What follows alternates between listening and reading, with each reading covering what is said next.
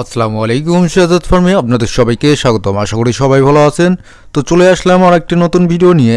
তো আজকে আমরা জানবো কোয়েল পাখির ডিমে কি কি গুণাগুণ রয়েছে, কোয়েল পাখি কীভাবে আমাদের খাওয়া উচিত, কীভাবে খেলে আমরা সংক্রমণ হব না বা এর থেকে সংক্রমণের কোনো সম্ভাবনা আদৌ আছে কি না, ডায়াবেটিস রোগীরা এই ডিমটি খেতে পারবে কি না, স্মৃতিশক্তি সম্পর্কে অর্থাৎ আপনার মস্তিষ্কে কোনো ক্ষতিসাধন বা উপকার আনে কি না, তো ইত্যাদি বিষয় সম্পর্কে ইনশাল্লাহ আমরা জানবো। তো এই জন্য অবশ্যই ভিডিওটি আপনারা না টেনে শেষ পর্যন্ত দেখবেন।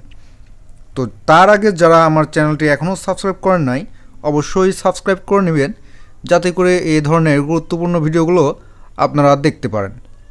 তো চলুন মূল আলোচনায় চলে যাওয়া যাক। কোয়েল পাখির ডিমে বেশ কিছু বিশেষ গুণ রয়েছে যা একে পুষ্টিগুণ এবং স্বাস্থ্য উপকারিতার দিক থেকে আলাদা করে তোলে। এই ডিমে তুলনামূলকভাবে বেশি প্রোটিন থাকে যা শরীর গঠনে সহায়ক। এতে vitamin A, B one, B2, বি6, বি12, D, ই এবং আয়রন, ফসফরাস, জিঙ্ক, সেলেনিয়ামের মতো খনিজ থাকে। কোয়েলের ডিমে অ্যান্টিঅক্সিডেন্ট উপাদান থাকে যা কোষকে ক্ষতির হাত থেকে রক্ষা করতে সাহায্য করে। তো এখন আমরা কিছু স্বাস্থ্য উপকারিতা সম্পর্কে জানার চেষ্টা করব। অনেকে হাঁস বা মুরগির ডিমে অ্যালার্জি পেলেও কোয়েলের ডিমে তুলনামূলকভাবে নিরাপদ। এর মধ্যে থাকা ভিটামিন ও মিনারেল রোগ প্রতিরোধ ক্ষমতা বাড়ায়। কিছু প্রাচীন চিকিৎসা শাস্ত্রে কোয়েল ডিম অ্যাজমা ও শ্বাসকষ্টে ব্যবহৃত হয়। স্মৃতিশক্তি ও মস্তিষ্কের জন্য খুবই উপকারী। এতে থাকা অ্যাসিটাইলকোলিন মস্তিষ্কের কার্যকারিতা বাড়ায়। তো এখন আমরা জানব কোয়েলের ডিমটি কিভাবে ব্যবহার করলে ভালো হয়, অর্থাৎ ব্যবহারের ধরন। সিদ্ধ করে খাওয়া যায়, স্যালাড বা অমলেটের মতো রান্নাতেও ব্যবহার করা যায়।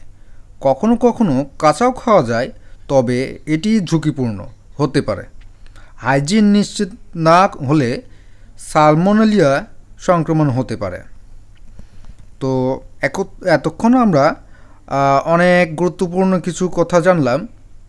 তো এখন আমরা কিছু সতর্কতা জানব।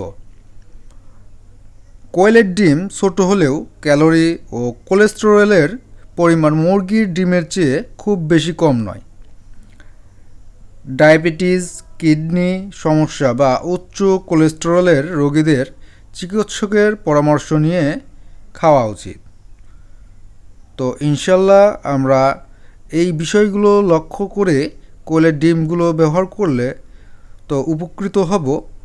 তো আজকের মতো আমরা এখনই ভিডিওটি শেষ করতে যাচ্ছি। আশা করি ভিডিওটি আপনাদের উপকারে আসছে। তো যারা আমাদের চ্যানেল নতুন ছিলেন অবশ্যই সাবস্ক্রাইব করে পাশে থাকবেন। আর ভিডিওটি যদি আপনাদের উপকারে এসে থাকে বা ভালো লেগে থাকে তাহলে অবশ্যই লাইক করবেন। এছাড়া যদি কোনো মন্তব্য থেকে থাকে কমেন্ট সেকশনে কমেন্ট করতে ভুলবেন না। তো আজকের মতো এখানেই শেষ করছি। সবাই ভালো থাকবেন, সুস্থ থাকবেন। আল্লাহ হাফেজ।